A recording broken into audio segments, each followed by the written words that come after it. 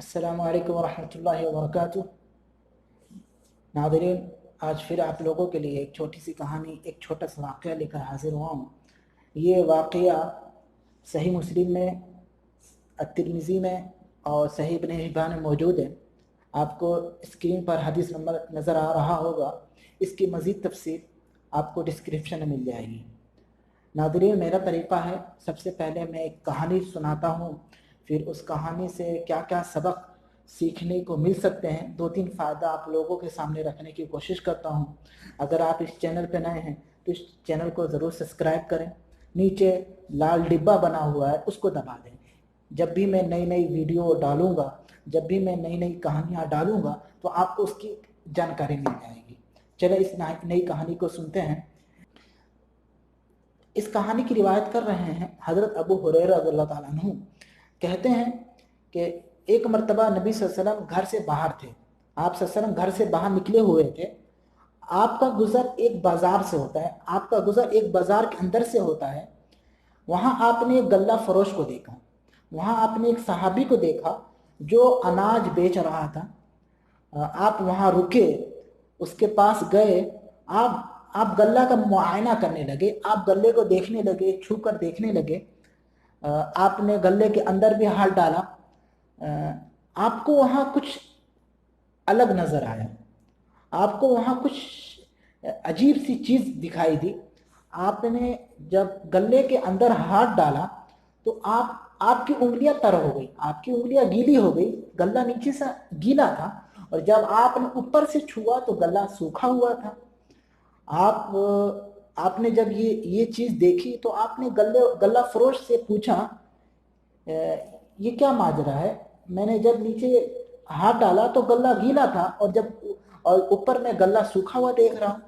تو غلہ فروش نے، صحابی نے کہا کہ ماجرا یہ ہے کہ کل بارش ہو گئی اور بارش سے یہ غلہ بھیگ گیا، اور جو بھیگا ہوا تھا میں نے اس کو نیچے رکھ دیا اور اوپر سوکھا رکھ دیا۔ تو نبی صلی اللہ علیہ وسلم نے کہا یہ تو دھوکہ ہے، یہ تو تم لوگ پبلک کو، یہ کسٹمروں کو دھوکہ دے رہے ہو۔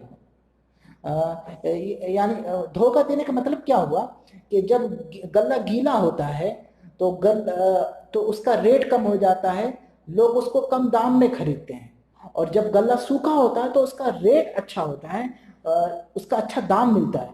تو یہ دھوکہ ہوا۔ نبی صلی اللہ علیہ وسلم نے کہا یہ تو دھوکہ ہے۔ اور یاد رکھنا، دھوکہ دینے والا، دھوکہ دڑی کرنے والا، یہ اس کا ایمان مکمل نہیں ہوتا ہے، یہ ہمارا طریقہ نہیں ہے، وہ ایک پکا مسلمان نہیں ہو سکتا ہے۔ تو جس نے دھوکہ دیا وہ ہم میں سے نہیں ہو سکتا ہے۔ ناظرین، یہ کہانی یہی مکمل ہو جاتی ہے۔ اس کہانی سے ہمیں کیا کیا سبق سیکھنے کو ملتے ہیں، 2-3 فائدہ آپ لوگوں سے میں رکھنا چاہوں گا۔ سب سے پہلا فائدہ کہ رزق تلاش